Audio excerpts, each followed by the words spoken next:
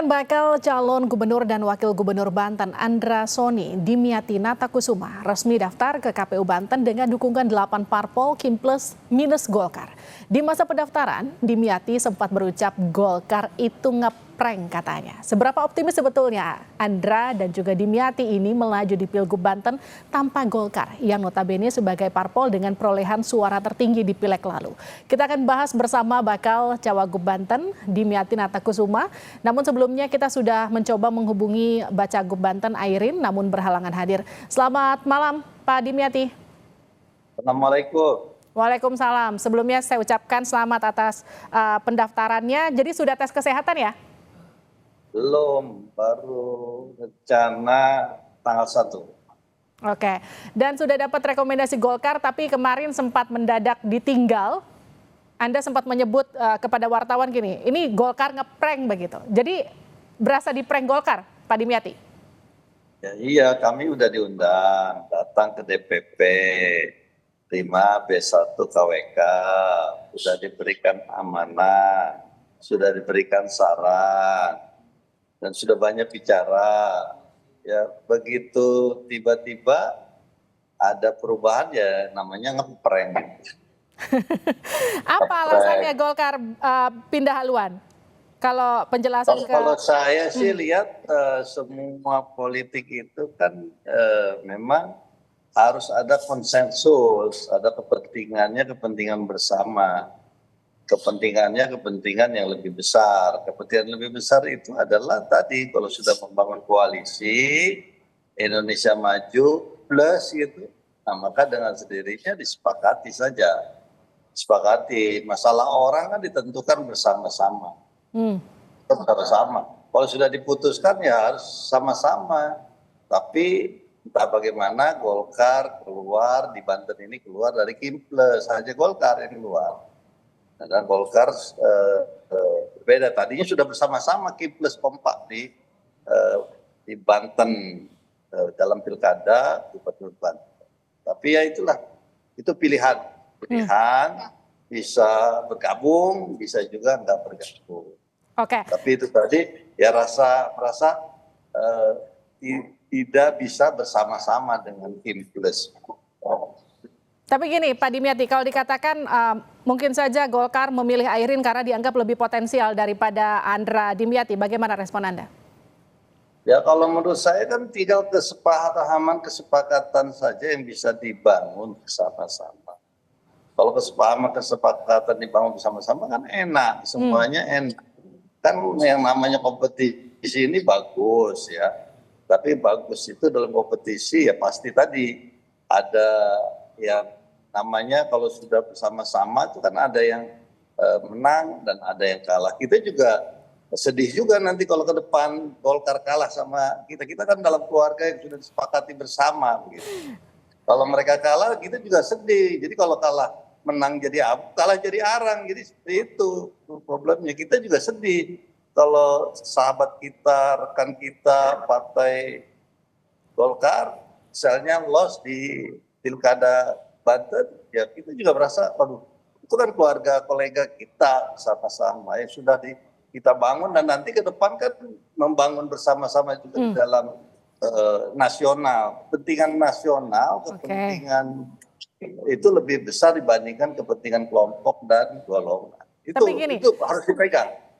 Baik, tapi gini Pak Dimyati, tapi kan di atas kertas Golkar itu parpol dengan perolehan suara tertinggi di Pileg kemarin di Banten. Anda nggak khawatir tersingkir karena Golkar mendukung Airin? Kalau tadi Anda yakin optimis karena Kim plus itu kan koalisinya sangat besar begitu, tapi Golkar itu juga pendukungnya cukup mengakar di Banten.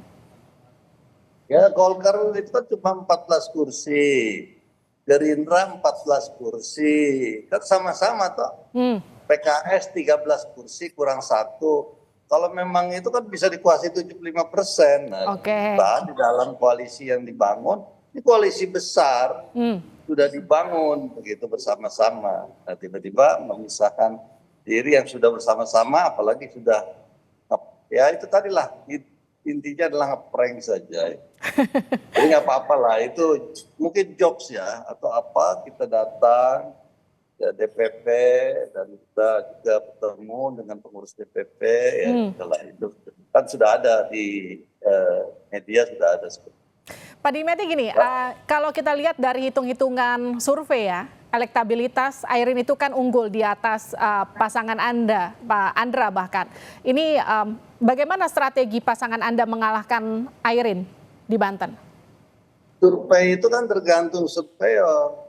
Survei yang dilakukan oleh kami, Andra Dimyati juga lebih unggul dibandingkan Airin, kan juga seperti itu. Nggak ada survei itu, ya tergantung siapa yang menjadi respondennya.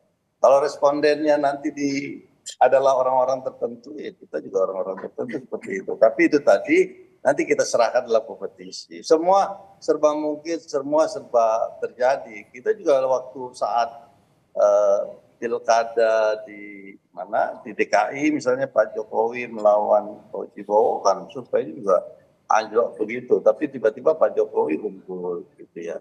Sama juga di Banten waktu itu Rano Karno juga tinggi, tiba-tiba Pak Wahidin Halim bisa unggul gitu. Jadi hal-hal seperti itu sebetulnya nanti survei itu kan berdasarkan yang ada, seperti pemilu kemarin misalnya atau pilpres, karena survei menyatakan begini begitu, tapi kan kenyataannya tidak seperti itu. Banyak lah yang popularitas, elektabilitas, tapi tidak menang, itu juga bisa terjadi. Tapi intinya adalah survei itu bagus ya, sebagai tolok ukur, sebagai ambil variabel dan indikatornya. Nanti kita dari survei itu kita mana yang kita harus perkuat. Kita juga melakukan survei terus supaya ada peningkatan popularitas. Tadi aja saya juga melakukan survei juga. Saya mau tanya sama orang, kenal nggak dengan Airin? Enggak. Kenal nggak dengan Andra Soni? Kenal. Saya balik lagi, kenal nggak dengan Andra Soni? Enggak. Kenal nggak dengan Airin? Kenal gitu. Kenal dengan Dimyati, Mr. Dim kenal semua. Gitu. Oke. Kebetulan orang yang kenal yang saya tanya begitu. Oke, yang kenal, gitu. Baik, Pak Dimyati gini kan, 2 kali Anda jadi Bupati Pandeglang, 2 periode di DPR dari Banten. Apalagi modal besar Anda untuk menang di Pilgub Banten lawan Airin? Ya jelas tidak lain adalah sebetulnya kemenangan itu adalah tim. Kemenangan itu bukan personal. Jadi kalau timnya bagus, personalnya misalnya sehebat apapun, sepopuler apapun, kalau timnya nggak bagus, ya nggak bagus juga. Tapi itu tadi, maka oleh sebab itu ini yang diperlukan adalah teamwork yang harus bagus di lapangan. Maka sini sudah dibagi bagian-bagiannya, Pak Andra Soni wilayah utara, saya wilayah selatan. Nanti kita sama-sama. Saya 3 periode Mbak di DPR RI, 2 periode di eksekutif, 3 periode di legislatif. Tapi intinya seperti itu, dan seperti saya ini. Kalau Kim Plus menyatakan sudah kesepakatan, saya kan calon gubernur, Mbak. Kalau sudah diputuskan saya calon wakil, saya samina watun aja, bismillah. Saya mewakili Pak Andra Soni dan saya komit. Enggak, karena saya gubernur, karena putusan MK saya misahkan diri nyalon gubernur. Enggak, Mbak. Makanya saya komit, kalau udah putus, komit, bismillah. Baik. Pak Dimyati gini, rencana program Andra Dimyati di Banten itu kan, koreksi saya kalau salah ya Pak Dimyati, itu pendidikan, kesehatan, pembangunan. Emang sebetulnya apa problem dasar di Banten yang membuat 3 fokus ini jadi permasalahan yang kemudian harus dipecahkan? Ya memang problem yang ada di Banten itu adalah human resource development. Pengangguran kan tertinggi di Indonesia. Banten itu adalah pengangguran tertinggi. Kenapa? Karena sumber daya manusia. Kenapa sumber daya manusia yang ada? Karena tadi pendidikan mahal. Nah, maka oleh sebab itu kita berkomitmen, Andra Dimyati adalah menjadikan Banten yang cerdas, Banten yang kita dengan pendidikan, kita rencanakan pendidikan itu gratis sampai kuliah. Terus kita juga berharap kesehatan. Nah, kesehatan ini kan sangat penting sekali. Kalau dia sehat, mens sana and corpore sano. Di dalam tubuh yang sehat terdapat jiwa yang sehat. Kalau tidak sehat, tidak berguna.